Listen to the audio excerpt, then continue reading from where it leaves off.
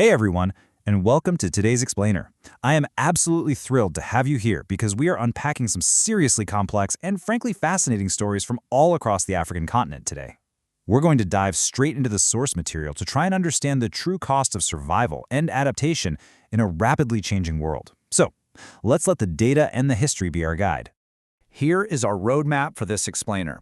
We're going to start with the price of heritage, then we'll move over to no sanctuary in Egypt, take a look at rewriting the political rules across the continent, and finally we'll wrap up with power, resources, and crises.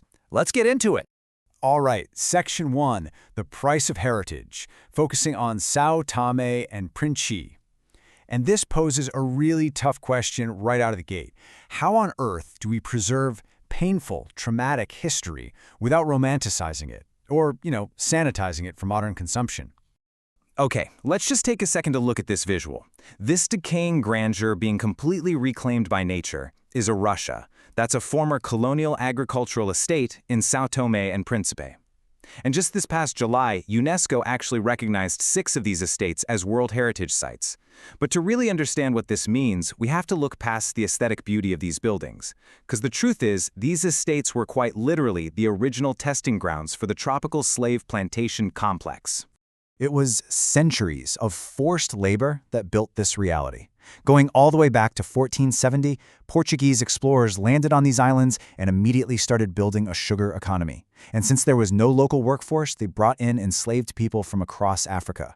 This became the literal blueprint for Atlantic slavery on an industrial scale. It was the exact model they later exported to the Americas. And the craziest part? Even when slavery was officially abolished in 1865, the system essentially just rebranded. They brought in tens of thousands of what they called contract laborers from Angola, Mozambique, and Cabo Verde. These folks lived in conditions that were slavery in all but name, and their labor propelled the island to become the world's leading cocoa producer in the early 20th century. Following independence in 1975, these Rosas were nationalized, and now, here in 2024, they hold that UNESCO status.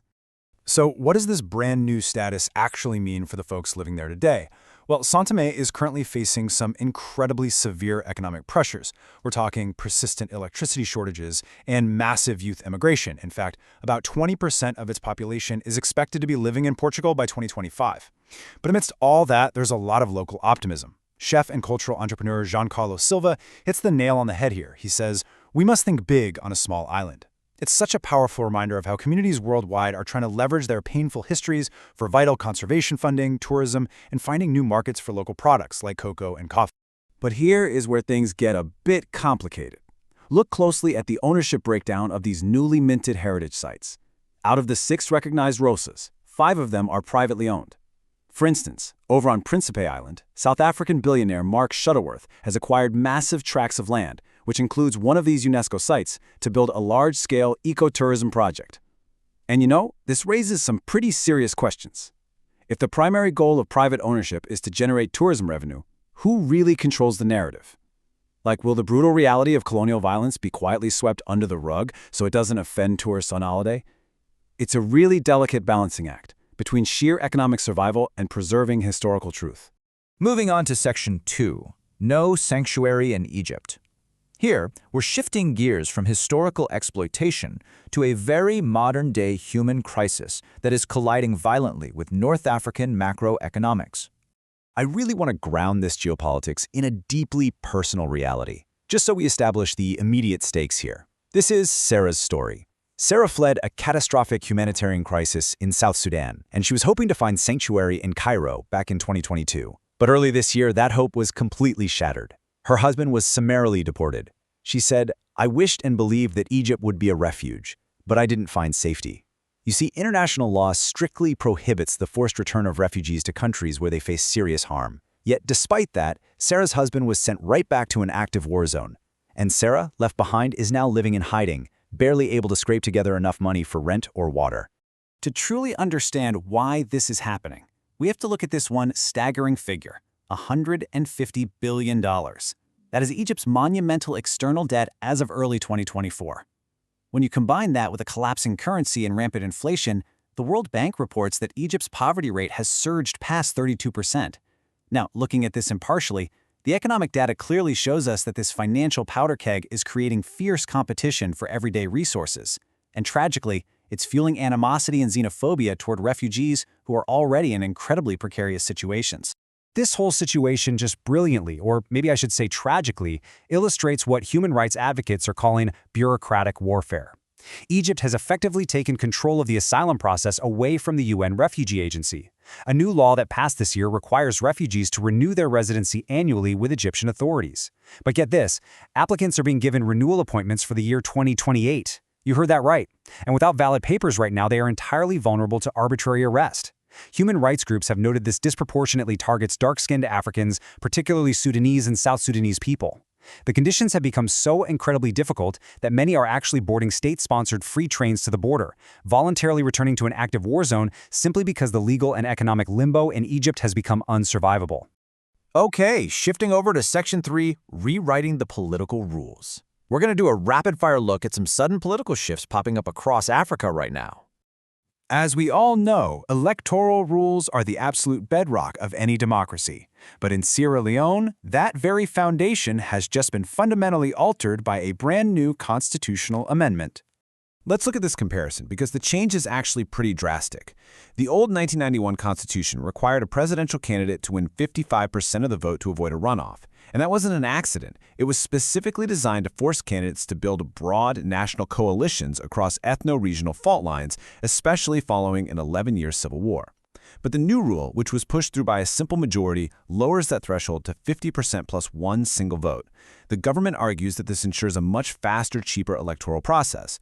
Meanwhile, the opposition, who literally walked out of parliament in protest, argues that this destroys a crucial safeguard for national inclusivity. It's a classic tension, right? Administrative efficiency versus political cohesion. And we're seeing political management take totally different forms elsewhere, too. Up in Kano State, Nigeria, the government just spent $1.1 million sponsoring a mass wedding for 1,500 couples. While religious authorities claim it curbs immorality by helping poor couples marry legally, political scholars are pointing out that it is an incredibly effective tool for political control. It essentially pacifies young men who are now deeply indebted to the state that just financed their new lives. Meanwhile, over in Tanzania, the state is using the courts. The treason trial for opposition leader Tundu Lissu has officially resumed after a 5-month delay. His party views this prosecution, which, by the way, carries the death penalty, as a direct test of Tanzania's actual commitment to multi-party democracy ahead of their future elections. All right, wrapping up with Section 4, Power, Resources, and Crises. Let's zoom in on economics, energy, and security.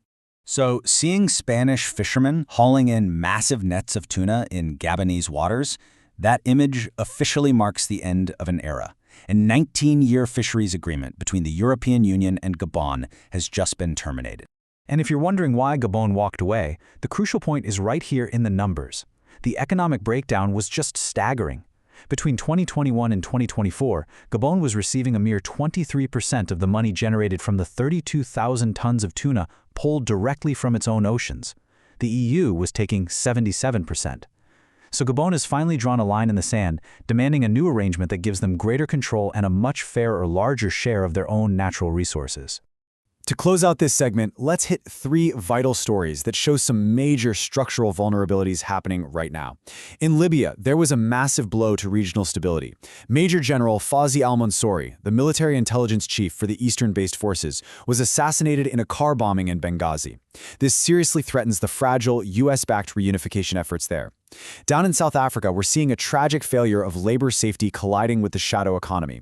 14 suspected undocumented miners were killed when a mine dump collapsed in the northwest province. And finally, in Kenya, a crazy infrastructure paradox. The country's rapid boom in wind and solar power is actually overwhelming the national grid.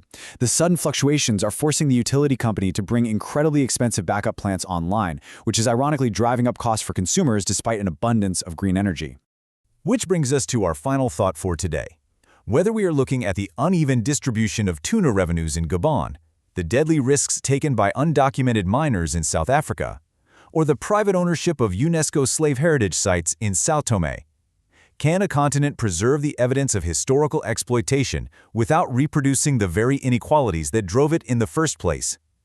It is a giant puzzle, and understanding it all starts right here with the facts. Thank you so much for joining me today for this explainer. Keep questioning, keep learning, and I will see you next time.